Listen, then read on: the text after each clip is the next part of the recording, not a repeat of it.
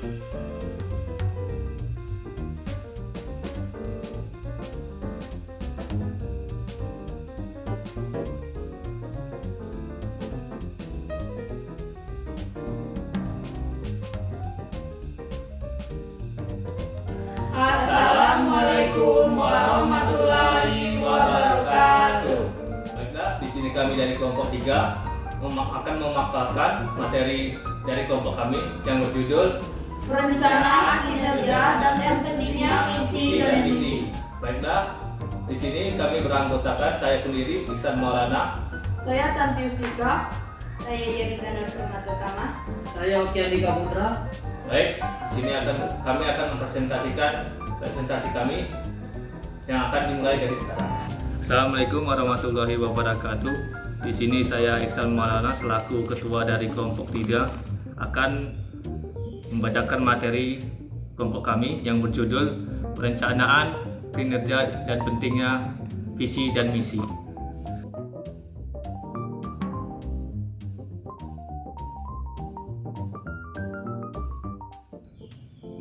Pengertian dan proses perencanaan kinerja. Perencanaan pada dasarnya merupakan tahap awal dari sistem manajemen. Perencanaan kinerja merupakan tahap awal dari manajemen kinerja, mulai dengan perumusan visi dan misi perusahaan atau organisasi, perumusan tugas pokok dan struktur organisasi, saran dan fungsi-fungsi unit organisasi, sehingga uraian jabatan, sasaran kinerja dan rencana tindakan kinerja individu di masing-masing unit organisasi menurut Sigma Ta 2011. Perencanaan kinerja adalah bagian dari proses manajemen kinerja agar pegawai bekerja sesuai target. Perencanaan kinerja juga bertujuan untuk meyakinkan setiap pegawai berperilaku sesuai standar. Pengembangan keterampilan dan kecakapan pegawai. Tujuan lain perencanaan kerja adalah agar para manajer menyiapkan dukungan dan bimbingan yang diperlukan pegawai. Aspek penting perencanaan kinerja adalah untuk mendapatkan kesempatan kinerja meliputi apa saja aktivitas yang harus dikerjakan. Standar kinerja adalah usaha peningkatan kinerja. Perencanaan kerja diharapkan mampu menghasilkan prioritas pekerjaan. Rencana kinerja merupakan landasan utama mengkonversi tujuan ke dalam tindakan sebagai berikut. 1. Persiapan perencanaan kinerja. Persiapan perencanaan kinerja biasanya dilakukan saat awal seseorang karyawan memulai pekerjaan baru atau pada awal periode tinjauan tahun. Pertemuan antara karyawan dan supervisor harus dilakukan ketika mempersiapkan perencanaan awal. Dalam pertemuan ini, supervisor dan karyawan harus bersama-sama meninjau tujuan, target, dan kebutuhan unit kerja, serta melihat deskripsi pekerjaan saat ini. Supervisor juga harus mencantumkan hal-hal dalam pekerjaan yang ingin mereka ukur dan standar yang akan Anda ukur. Dan di samping itu, karyawan dapat menulis gagasan mereka terkait setiap tugas mereka. Identitas faktor kunci sukses. Pada tahap identitas faktor kunci sukses, keberhasilan tujuan kinerja yang ingin dicapai harus difokuskan terhadap hasil. Kemudian, hasil yang diinginkan disusun berdasarkan urutan prioritas. Sesuai tugas secara spesifik harus diukur dengan standar yang jelas, yang mencakup tanggal dan waktu jika dibutuhkan. Penetapan tujuan departemen individu. Setelah menetapkan tujuan kinerja yang ingin dicapai, tetapkan tujuan departemen dan individu. Tujuan departemen akan dikategorikan lebih jauh menjadi tujuan individu yang mencakup tugas dan tanggung jawab utama. Hal ini bertujuan untuk mencapai objektif organisasi akhir. Baik, perkenalkan, nama saya Tanti Ustika. Saya akan melanjutkan materi dari teman saya, Iksan, yaitu penyediaan feedback secara teratur. Tahap keempat yaitu tahap penyediaan feedback, di mana supervisor harus memelihara catatan fakta kinerja dan memastikan bahwa isu-isu yang penting dapat diberikan perhatian yang diperlukan, serta membantu tinjauan formal berjalan dengan lebih fokus dan dengan cara yang lebih positif. Karyawan juga harus menyimpan catatan pencapaian dan pencapaian khusus atau masalah yang diperlukan diselesaikan. Hal-hal ini harus didiskusikan selama sesi feedback, baik yang dijadwalkan atau spontan, yang kemudian akan memungkinkan penyelesaian masalah secara tepat waktu. Yaitu ada juga peninjauan kinerja. Tahapan peninjauan kinerja memberikan kesempatan bagi Anda dan karyawan untuk dapat melihat hasil yang telah dicapai dalam kaitannya dengan rencana yang semula dibuat. Pada tahapan ini, Anda harus meninjau semua catatan kinerja dan menilai setiap tugas sehingga dapat ditetapkan standar kinerjanya. Bahas apabila mereka memenuhi standar kinerja atau tidak, apakah melebihi standar tersebut, dan faktor luar apa sajakah yang mungkin berdampak pada kinerja. Pada tahap ini, supervisor harus mengidentifikasi area manapun yang mungkin memerlukan perbaikan atau kinerja yang dapat diinginkan. Dan karyawan juga harus memiliki kesempatan untuk mendiskusikan area di mana mereka dapat menggunakan lebih banyak bantuan. Perencanaan aksi. Perencanaan tindakan merupakan aspek terpenting dari tahapan perencanaan kinerja, di mana supervisor dan karyawan akan merencanakan pelatihan apapun yang perlu dilakukan ataupun perencanaan akhir. Pentingnya visi dan misi organisasi. Sebelum sebuah rencana kerja dapat disusun, hal yang pertama yang harus dirumuskan adalah sasaran-sasaran apa yang hendak dicapai. Sasaran-sasaran tersebut dapat dirunut dari visi dan misi yang dirumuskan oleh organisasi. Melalui visi misi organisasi, kita dapat mengetahui untuk tujuan apa organisasi itu didirikan dan mengapa organisasi itu ada. Misi merupakan dasar bagi tujuan dan garis besar perencanaan dalam keseluruhan organisasi. Oleh karenanya, dalam menyusun sebuah perencanaan yang efektif, seorang manajer harus memastikan bahwa kebijakan-kebijakan internal, peran-peran organisasi, kinerja, struktur organisasi, produk yang dihasilkan, dan keseluruhan operasional organisasi tetap sejalan dengan misi organisasi.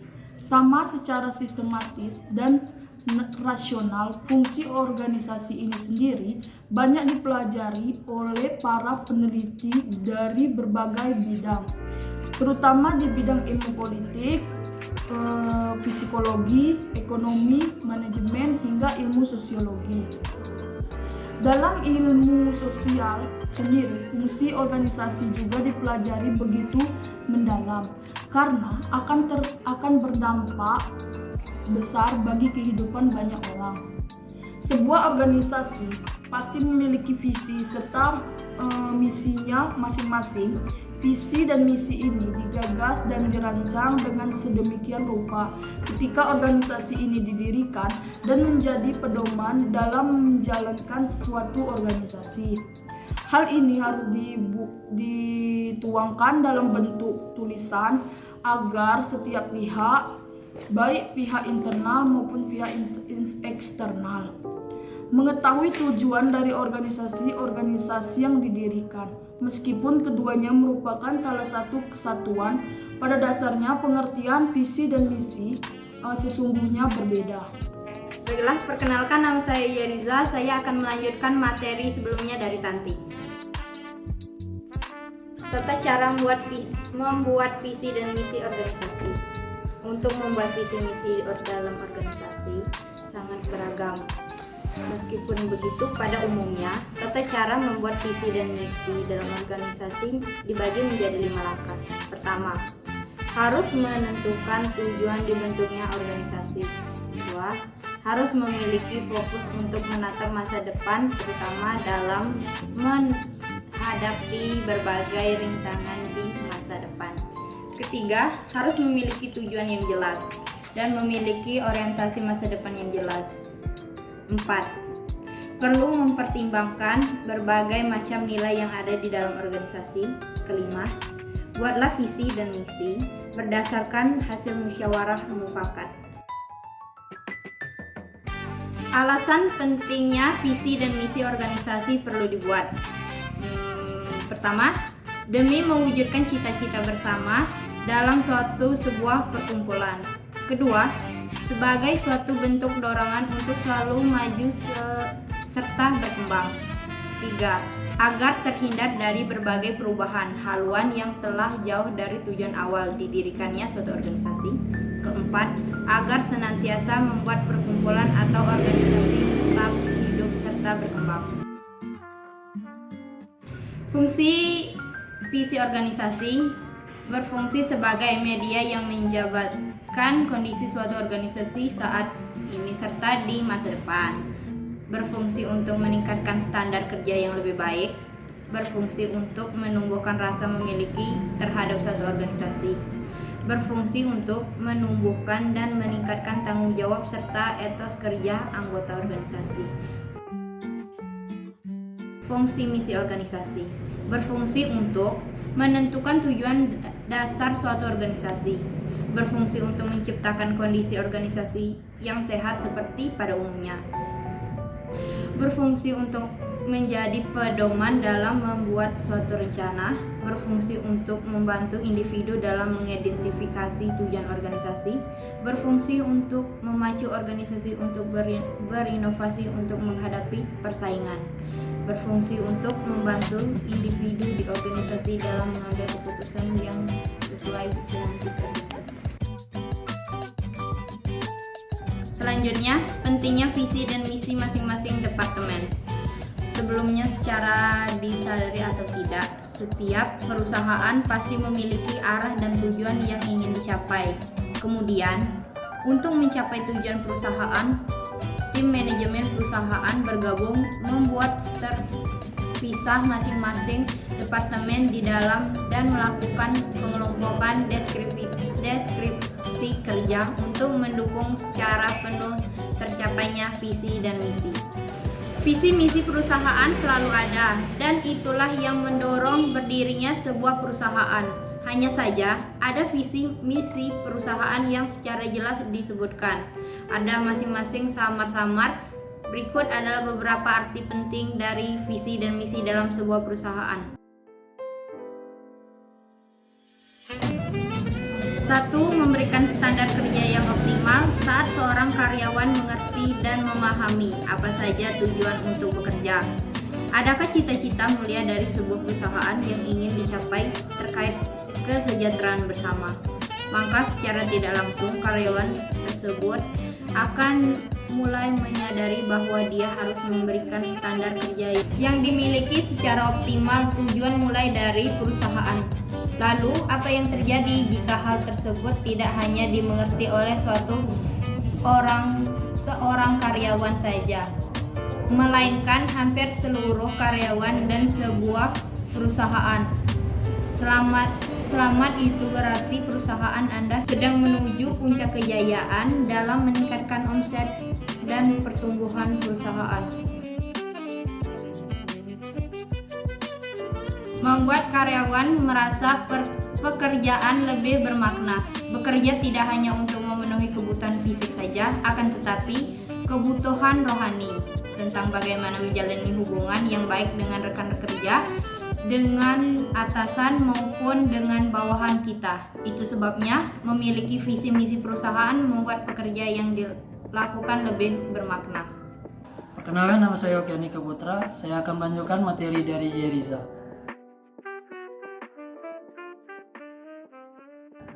3. Meningkatkan semangat kerja dan komitmen. Karyawan sebuah perusahaan bukanlah robot yang bisa bekerja sepanjang waktunya. Kenal lelah dan tak perlu mengetahui arah dan perusahaan di mana ia bekerja memiliki visi misi, perusahaan akan membuat para karyawan bergiat dan bersemangat dalam bekerja, apalagi jika dalam prakteknya sebuah perusahaan juga memiliki kontribusi terhadap masyarakat. Maka para karyawan akan lebih berkomitmen dalam mengerjakan tugasnya diberikan oleh perusahaan untuknya, karena karyawan semakin sadar bahwa kontribusinya yang besar untuk perusahaan ternyata juga bermanfaat bagi masyarakat.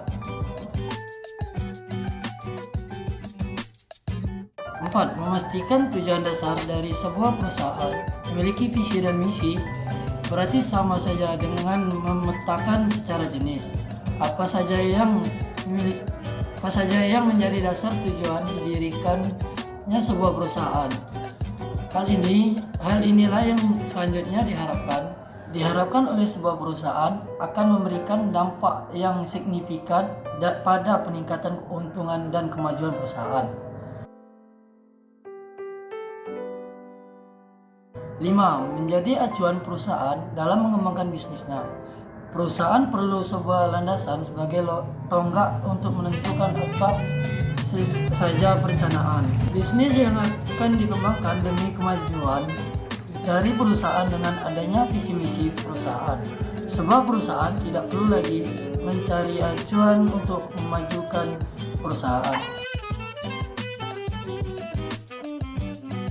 6. Sebagai pedoman bagi karyawan dalam bekerja. Penentuan visi dan misi perusahaan kemudian dijabarkan lebih lanjut oleh masing-masing departemen dalam perusahaan. Salah satu departemen dalam perusahaan yang berperan dalam menjalankan visi dan misi perusahaan lewat kinerja karyawan adalah human capital management. Dari seorang karyawan jadi tahu apa saja deskripsi kerjaan yang harus dilakukan agar tepat sasaran dan tidak salah dalam mengambil langkah atau kebijakan yang penting bagi departemen masing-masing. 7. Sebagai saran dan pengambilan keputusan perusahaan. Saat seorang karyawan perlu membuat sebuah peraturan, maka peran misi dan visi perusahaan lah yang digunakan sebagai alat pengambilan keputusan. Bagaimana merumuskan visi dan misi yang baik bagi perusahaan? Setelah memahami betapa pentingnya visi dan misi untuk dimiliki oleh sebuah perusahaan, ada baiknya jika ada juga mengetahui bagaimana cara merumuskan visi dan misi yang terbaik bagi perusahaan. Berikut adalah cara merumuskan visi dan misi yang baik dan efektif bagi perusahaan. Visi misi perusahaan haruslah menjadi penyemangat dalam memperjuangkan tujuan rencana dan cita-cita mulia yang ingin dicapai oleh perusahaan. 2. Visi misi perusahaan harus ambisius, maksudnya adalah ambisius dalam arti yang positif, sehingga ia mampu mengkristalkan seluruh ideal perusahaan, keindahan dan sosok dari departemen dalam perusahaan yang menjadi dambaan setiap karyawan di masa mendatang. Visi misi perusahaan harus bersifat persuasif sehingga mampu mengajak para karyawan untuk ikut aktif dalam menyampaikan harapan, aspirasi, dan tujuan pribadi yang mendukung bagi kepentingan perusahaan. Visi misi perusahaan haruslah unik agar dapat menjadi daya tarik dalam menumbuhkan dan mengembangkan kompetensi sumber daya manusia dalam perusahaan untuk mengenal dan memahami jati diri yang dimilikinya dan apa saja kontribusi yang mampu dilakukan sebagai modal aktif bagi perusahaan. Visi misi perusahaan sebaiknya menggambarkan sebuah perusahaan idaman yang menjadi incaran para pencari kerja dan memikat hati siapapun yang berkompeten untuk bergabung dalam perusahaan. Visi misi perusahaan haruslah mudah untuk dipahami dan dimengerti sehingga mampu menjelaskan arah dan tujuan yang ingin dicapai oleh sebuah perusahaan, sekaligus mampu menjadi panduan yang strategis, taktis, dan sistematis